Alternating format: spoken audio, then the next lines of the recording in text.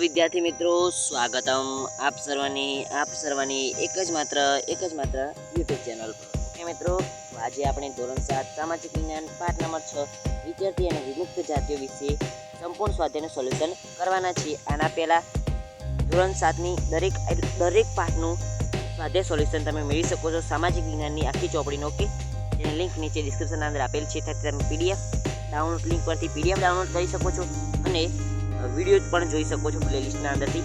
Let's start, શરૂ કરીએ આપણે સ્વાધ્યાય સોલ્યુશન કરવાનું। એના અંદર મિત્રો સ્વાધ્યાય સોલ્યુશનના અંદર જોઈએ પ્રશ્ન નંબર આપણો 1 છે, યોગ્ય જોડકા જોડો। પહેલું ટાંગસિયા તો સૌંદર્ય પ્રસાધનનું વેચાણ, બીજું વિચરતી જાતિઓ તો ભવૈયા, ગારુડી, વાસફોડા, ત્રીજું વણજારા તો વિચરતી અને વિમુક્ત જાતિઓ પર ખાસ અહેવાલ, ચોથું માલધારી તો નેસમાં રહેનાર, અને પાંચમું વિમુક્ત જાતિઓ તો મિયાણા, વાઘેર, ડફેર। ઓકે, આગળ જોઈએ ખાલી જગ્યા પૂર્ણ। પ્રશ્ન નંબર 2 છે, એક સ્થાનથી બીજા સ્થાને સતત ફરતી રહેતી જાતિઓને વિચરતી જાતિઓ કહેવામાં આવતી। બીજું વિચરતી અને વિમુક્ત જાતિના બાળકોના અભ્યાસ માટે ખાલી જગ્યા કરવામાં આવી છે ખાલી જગ્યાની સ્થાપના કરવામાં આવી છે તો આશ્રમ શાળાઓ અને છાત્રાલયોની। ઓકે, ત્રીજું ઊંટનો સમૂહ ખાલી જગ્યા તરીકે ઓળખાતો તો ટાંડુ અથવા તો વણઝાર। આગળ ખરા ખોટા છે પ્રશ્ન નંબર 3, વિધાન સાચા છે કે ખોટા તે જણાવો। જોઈ લઈએ। વિચરતી જાતિના લોકો માટે સરકારે ગૃહ ધિરાણ યોજનાઓનો જાહેર કરી છે તો ખોટું। બીજું ગુજરાતમાં નટ બજાણિયા કાગળિયા જેવી વિચરતી વિમુક્ત જાતિઓ વસે છે, ખોટું। ત્રીજું નટ બજાણિયા નેસમાં રહે છે, ખોટું। ચોથું શાહજહાએ તેના લખાણોમાં વણજારાઓના કાર્યોનો ઉલ્લેખ કર્યો છે, ખોટું। આગળ જોઈએ પ્રશ્ન નંબર 4 છે, નીચેના પ્રશ્નના ઉત્તર આપો। એના અંદર પહેલો, વિચરતી જાતિના પશુપાલકો અને સ્થાયી ખેડૂતો વચ્ચે કયા પ્રકારનો વિનિમય થતો હતો, શા માટે વિચરતી અને વિમુક્ત જાતિના લોકો નીચે જણાવેલ વ્યવસાય કરતા હતા। એના અંદર પહેલું છે, પશુપાલન પ્રવૃત્તિ કરતી વિચરતી જાતિના લોકો સ્થાયી ખેડૂતો પાસેથી અનાજ, કપડાં, વાસણો અને અન્ય વસ્તુઓ ખરીદતા અને તેના બદલામાં તેઓ તેમને ઊન, ઘી વગેરે વસ્તુઓ આપતા, આમ તેઓ વસ્તુ વિનિમયનો વ્યવસાય કરતા હતા। આગળ બીજું, કેટલીક વિચરતી જાતિઓ પશુ પર સરસામના લાદીને એક જગ્યાએથી બીજી જગ્યાએ જઈ એ સામાનનું વેચાણ કરતી હતી। ત્રીજું, વણજાર જાતિના લોકો અનાજ અને અન્ય ચીજવસ્તુઓ બળદ ઉપર લાદીને શહેરમાં વેચતા, આ ઉપરાંત તેઓ મધ્ય એશિયામાંથી અનેક ચીજવસ્તુઓ ભારતમાં લાવતા અને ચીજવસ્તુઓ ભારત બહાર લઈ જતા। ચોથું, કેટલીક વિચરતી જાતિઓ ઘેટા, બકરા, ઘોડા, ગાય, ભેંસ અને બળદોનો વેપાર કરતી હતી। આગળ પાંચમું, નાના મોટા ફેરિયાઓ એક ગામથી બીજે ગામ જઈને જાતે બનાવેલા દોરડા, ઘાસની ચટાઈ, ચાદર, મોટા થેલા વેચતા હતા। છઠ્ઠું, કાંગસિયા અને મોડવા નામની વિચરતી જાતિઓ બંગડીઓ અને સૌંદર્ય પ્રસાધનનો વેપાર કરતી હતી। 7, નટ બજાણિયા નામની વિચરતી જાતિઓ વિભિન્ન અંક કસરતો દ્વારા લોકોનું મનોરંજન કરતી હતી।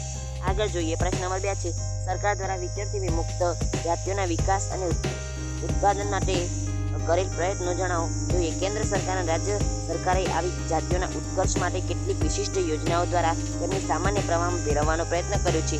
શિક્ષણ, સ્વાસ્થ્ય, સ્વચ્છતા, મકાન વગેરેની સવલતો પૂરી પાડી તેમને રોજગારી મળે તેવું વાતાવરણ ઊભું કર્યું છે।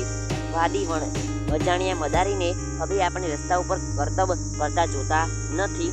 આગળ, એક સમયે મનોરંજનના આ મુખ્ય પ્રવાહમાં રહેનારા આ લોકો કાળની થપાટને કારણે પોતાની ઓળખ ગુમાવી બેઠા હતા। સરકારે વિજ્ઞાન અને ટેકનોલોજી સાથે તેમને સાંકળીને તેમનો યથોચિત વિકાસ કરવાનો પ્રયત્ન કર્યો, પરંતુ હજી પણ શિક્ષણ અને જાગૃતિના અભાવે વિચરતી અને વિમુક્ત જાતિઓમાં ગરીબી અને બેરોજગારી જોવા મળે છે। એ સૂચવે છે કે એમના ઉત્પાદન માટે વિશેષ પ્રયત્નોની જરૂર છે। આગળ જોઈ લઈએ પ્રશ્ન નંબર 3 છે, કચ્છના રબારીઓએ ઉનાળામાં સ્થળાંતર કરવાની જરૂર કેમ પડતી હશે। મિત્રો અહીંયા થોડું અહીંયાથી જોઈ લઈએ।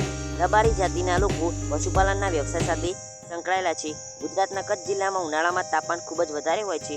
અહીં નદી, નાળા, તળાવ, સરોવર સુકાઈ જતા પાણીની ભારે તંગી સર્જાય છે।